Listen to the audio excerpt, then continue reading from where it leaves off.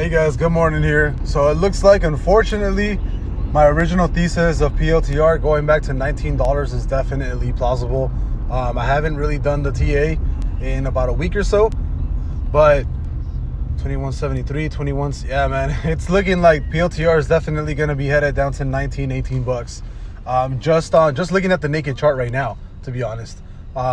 So I'll do the TA on PLTR probably a little bit later during like a break or like on my lunch at work. But just looking at PLTR, man, it looks sucky, dude. Like, I'm still holding my position, my 400 shares, and I'm holding a really long dated call, right? So I'm not too scared about the call, but as far as just PLTR actually going back to 19 bucks, that's not a good sign, man. It's not a good sign for the market overall, because I told you guys the scary part, if you guys saw like one of my recent videos about the overall market, is that there is a huge gap that a lot of tech companies like PLTR, Neo, Tesla, whatever, they have a huge gap. Like, let's say for example from like $19 down to like $10, right?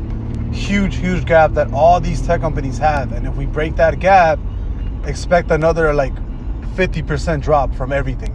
I'm not saying it will, I'm just saying it's looking more and more like probable by the day.